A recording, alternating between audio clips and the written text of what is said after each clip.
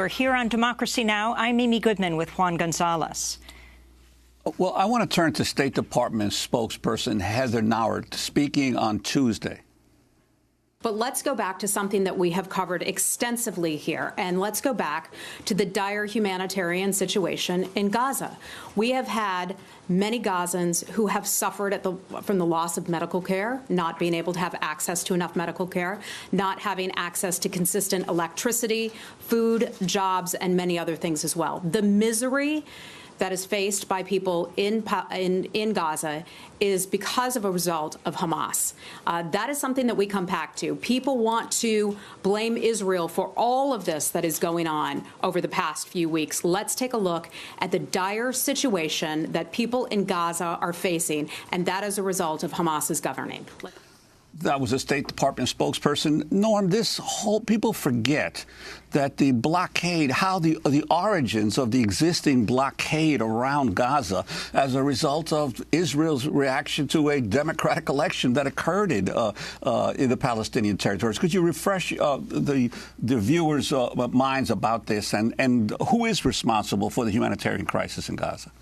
Okay, first of all, as Amira Haas, the respected journalist from Haaretz, pointed out today in the newspaper, the blockade of Gaza in its milder form, but still severe form, it goes back 27 years. It started in 1991 during the First Intifada. The blockade was then significantly qualitatively intensified after the Hamas won the parliamentary elections, what Jimmy Carter, who was an observer, called the completely honest and fair elections in January 2006. The immediate reaction of Israel, followed by the United States and then the EU, was to impose this brutal blockade on Gaza, which at a certain point even prohibited chips, potato chips, baby chicks, chocolate from entering Gaza. And then after Hamas preempted a coup orchestrated by the United States, Israel, and elements of the Palestinian Authority in 2007, Israel ratcheted up the blockade of Gaza. Now, who's responsible for the current crisis in Gaza? First of all, we have to be clear about, okay, let me start with who's responsible. As you are no doubt aware, there's a proliferation of reports from the World Bank, from various UN agencies, UNCTAD, the IMF. They put out report after report after report after report, and there's a consensus. There's a consensus that the proximate cause of the horror in Gaza, the proximate cause is the Israeli blockade. It's not Hamas. There might be some Hamas responsibility, but it's so marginal, so minimal as compared to that blockade. Now, we have to be clear, and I don't want to get too dramatic about it, too emotive about it, but we have to be clear about that blockade. Number one, it's a flagrant violation of international law, because it constitutes a form of collective punishment. Number two, since 2012, the United Nations, and these are very staid, conservative bureaucrats who don't use poetic language. They started in 2012 by issuing a report in the interrogative, will Gaza be livable in 2020? In 2015, UNCTAD issued a report. It then used the declarative. It said on its present trajectory, Gaza will be unlivable in 2020. Now, bear in mind, literally unlivable. These are UN reports by professional economists. By 2017, the UN, Robert Piper, he said we were too optimistic. Gaza passed the unlivability threshold years ago. Gaza, as we speak, it's unlivable. Now, what does that mean concretely? 97% of Gaza's drinking water is contaminated. Now, bear in mind, of the 2 million people in Gaza, 1 million or more, 51%, are children. 1 million or more are children. Sarah Roy, who's the world's leading authority on Gaza's economy, she's at the Harvard Center for Middle Eastern Studies. In the latest edition of her standard work on Gaza's economy, she says, innocent people, most of them young, are slowly being poisoned by the water they drink. Now, Sarah is a very respected, cautious economist, or political economist, as she calls herself. Innocent people, most of them children, are slowly being poisoned. That's what Gaza is today.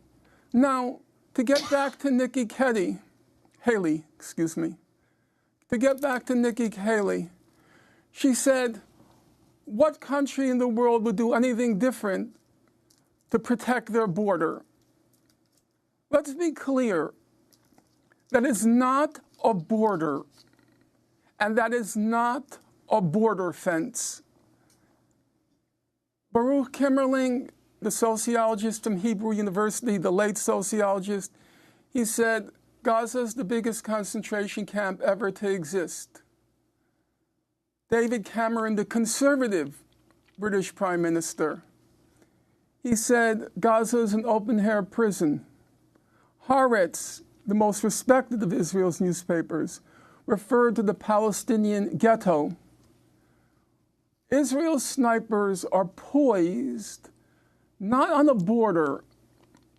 They're poised on the perimeter. Call it a concentration camp, call it a ghetto, call it an open-air prison. And the people of Gaza, it's unusual in the world today. As the United Nations Relief and Works Agency pointed out, they said Gaza is different than all the other humanitarian crises. Why? If there's a natural disaster like a drought, people move. If there's a human-made disaster like Syria, people move. Gaza is the only place on earth where the place is unlivable and the people can't move. They can't leave. They're trapped. And then that raises for me what's the fundamental question. Even the human rights organizations, which haven't been bad, even they refer to Israel's use of excessive force. They refer to Israel's use of disproportionate force. Implicit in that language is Israel has the right to use proportionate force. Israel has the right to use moderate force. In fact, leaving aside the legalities and the technicalities, let's just look at the picture raw. Israel doesn't have the right to use any force. 2 million people, half of whom are children, are trapped, caged in an unlivable space where they are, to quote Sarah Roy, slowly being poisoned. Unless you believe that Israel has the right to poison 1 million children, it has no right to use any force against the people of Gaza. They have the right to break free from the cage Israel has created for them. So, Norm Finkelstein, as we begin to wrap up, what do you think is the solution? Well, there isn't a solution. You know, there's a lot of talk about big solutions. I think what we need to do now, we have to assemble an international team of respected jurists I would include John Dugard. I would include Alfred de Zayas. I would include James Crawford. These are the top people in international law. And they have to present a plan to end the illegal blockade of Gaza. Now, Israel wants the protests to end. In fact, the people of Gaza, of course, have the right to nonviolently protest. Israel has no right to inflict that blockade. But for the sake of the people of Gaza, then let's just have a quid pro quo. The Gazans will stop demonstrating, but you have to lift that blockade. And I think the plan has to be presented by respected jurists and then garner the support of the leadership in Gaza, which I think they can win, and then from the UN community. In other words, no more investigations. We have had enough investigations. We need now action. And that action means, first and foremost, that illegal, inhuman, immoral blockade of Gaza has to end. Well, I want to thank you very much, Norm Finkelstein, for joining us. Norman Finkelstein, author and scholar.